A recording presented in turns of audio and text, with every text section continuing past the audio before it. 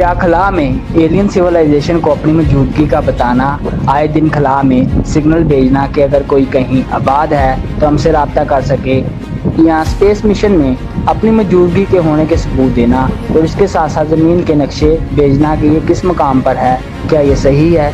मरूफ बरतानवी साइंसदान Stephen Hawking की जानब से की जाने वाली आखिरी नसीहत में इन्होंने कहा था कि इंसानों को किसी भी अजनबी मखलूक से रब्ता करने की कोशिश नहीं करनी चाहिए। सन 2010 में डिस्कवरी चैनल के लिए फिल्माई जाने वाली एक डॉक्यूमेंट्री में स्टीफन हॉकिंग ने इंटरव्यू देते हुए कहा था कि इंसानों के अलावा यकीनन कोई ना कोई मखलूक कहीं ज़रूर आबाद है, लेकिन इसके साथ इन्होंने इंसानों को खबरदार किया था कि ऐसी किसी भी मखलूक से राब्ते की कोशिश नहीं करनी चाहिए।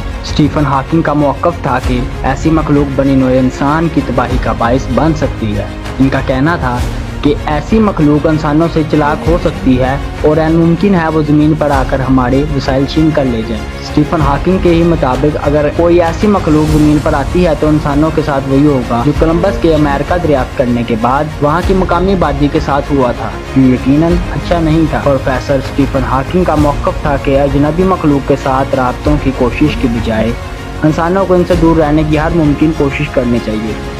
इनका कहना था अगर हम अपनी मिसाल ही लें तो हमने कितनी तरक्की की है। अगर कोई और जहानत वाली मखलूक आती है तो हो सकता है वो कुछ ऐसी सूरत अख्तियार कर ले जिसको मिलना शायद हम पसंद ना करें। ख्याल रहे कि साइंसदानों की जानब से खला में ऐसे मिशन भेजे गए हैं जैसे वॉयेजर 1 और वॉयेजर 2 जैसे, जिन पर इंसानों की तस्वीर के साथ ज़मीन तक पहुंचने के नक्शे भी थे। इसके साथ मुमकिन तौर पर दूसरे सियारों पर आबाद मखलूक के साथ रब्ता करने की नीयत से खला में रेडियो बीम्स भी भेजी गई हैं। प्रोफेसर हॉकिंग का कहना था कि वो समझते हैं कि ये सोचना कि कोई और मखलूक भी कहीं आबाद है बिल्कुल मंतकी है, लेकिन असल मसला ये मालूम करना है कि वो कैसी है और उसकी नेचर किस तरह की है।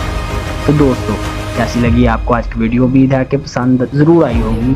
अपनी राय का इजहार कमेंट सेक्शन में ज़रूर किया करें और इस वीडियो को मुख्तलिफ प्लेटफार्म पर ज़्यादा से ज़्यादा शेयर करें। शुक्रिया।